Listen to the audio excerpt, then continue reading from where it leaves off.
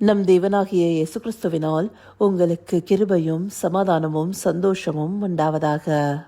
விழித்திருங்கிற ஜீவ வார்த்தை குறித்து இன்றைக்கு நாம பார்க்கவிருக்கிற வேத பகுதி நீதிமொழிகள் 20வது அதிகாரம் வசனம் 13. Proverbs chapter 20 verse 13. தூக்கத்தை விரும்பாதே, விரும்பினால் தரித்திரனாவாய். கண் விழித்திரு, அப்பொழுது ஆகாரத்தினால் திருப்தியாவாய்.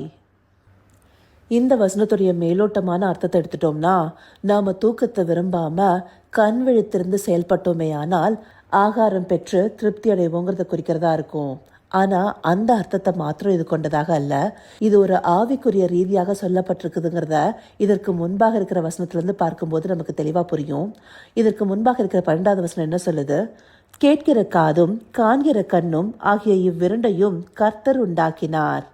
கேட்கிற திறன் இருக்கிற காதுகளையும் காண்கிற திறன் இருக்கிற கண்களையும் கர்த்தர் தாமே உண்டாக்கியிருக்கிறாரு.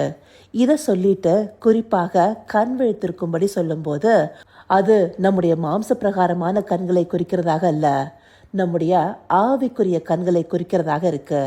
இதை நாம உணர்ந்து கொள்வதற்கு மத்தேயு 13வது அதிகாரம் 16வது வசனத்துல ஆண்டவராகிய இயேசு கிறிஸ்து தாமே ஒரு வார்த்தையை சொல்றாரு இல்லையா?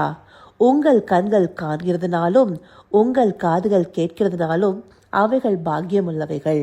இந்த வார்த்தைகள் சாதாரணமா எல்லாரும் பார்க்கறதும் கேட்கறதையும் மாத்திரம் குறிக்கிறதாக இல்ல. இயேசுவே தேவகுமாரன் என்று இனம் கண்டுகொள்கிற கண்களும் அவர் சொல்லுகிற நித்திய ஜீவ வசனங்களை ஏற்றுக்கொள்கிற காதுகளும் பாக்கியம் உள்ளவைகளாக இருக்குதுங்கிறத இந்த வசனம் குறிப்பிடுது.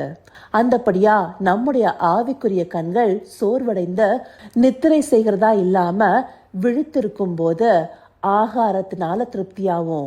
இந்த ஆகாரம் தேவனுடைய வார்த்தையை குறிக்கிறதாக இருக்கு. மனுஷன் அப்பத்தினால மாத்திரம் இல்ல, தேவனுடைய வாயிலிருந்து வரும் ஒவ்வொரு வார்த்தைனாலும் பிழைப்பான்னு சொல்லிட்டு வசனங்கள் நமக்கு தெளிவாக சொல்லுது இல்லையா?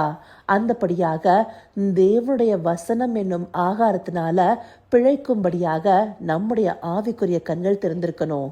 இதை நாம குறிப்பா அறிந்து கொள்வதற்கு சங்கீதம் 119வது அதிகாரம் 18வது வசனத்துல உமது வேதத்தில் உள்ள அதிசயங்களை நான் பார்க்கும்படிக்கு என் கண்களை திறந்தருளும்னு தாவீது ராஜா சொல்லுகிற வார்த்தைகளின் மூலமாக வேதத்தில் உள்ள மறைப்பொருள்களை அறிந்து கொள்கிற ஆவிக்குரிய கண்களை திறந்தருளும்னு அவர் வேண்டுதல் செய்யறத பார்க்க முடியுது. அந்தபடியாக நம்முடைய ஆவிக்குரிய கண்கள் விழித்திருக்கிறதாக இருக்கணும்.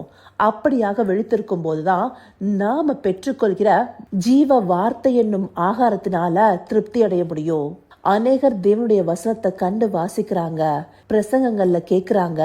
ஆனா அந்த வார்த்தைகள் அவர்களுடைய ஆவியையும் ஆத்மாவையும் திருப்தியாகுதான்னு கேட்டா எல்லாருக்கும் அப்படி ஆகாது. அப்போ யார் திருப்தி அடைவாங்க? ஆவிக்குரிய கண்களை திறந்து வேதத்தில் உள்ள வார்த்தைகளை ஆராய்ந்து பார்ப்பவர்களாகவும் ஆவிக்குரிய பசிதாகத்தோடு வார்த்தையை பெற்றுக்கொள்கிறவர்களும் அந்த ஆகாரத்தினால திருப்தி அடைபவர்களாக இருப்பாங்க. அந்தபடியாகவே தேவனுடைய வார்த்தையை நோக்கி பார்ப்பவர்களாக நாம் இருக்கணும்.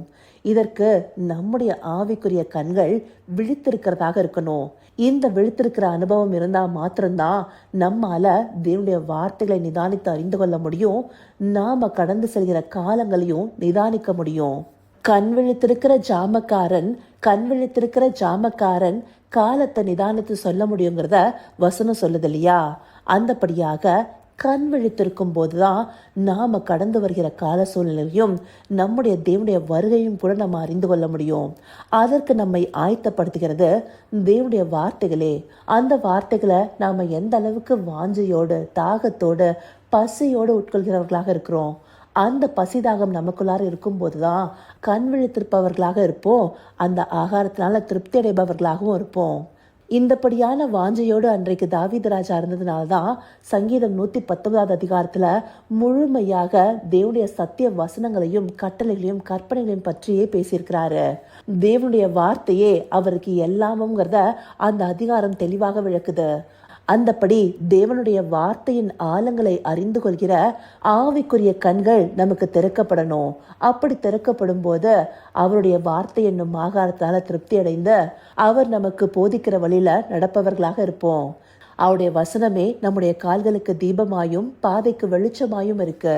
அது மாத்திரம் இல்லாம அவருடைய வசனம் ஆவியும் ஜீவனுமா இருக்கிறதுன்னு சொல்லிட்டு ஆண்டவராகிய இயேசு கிறிஸ்துவே சொல்லியிருக்கிறாரு.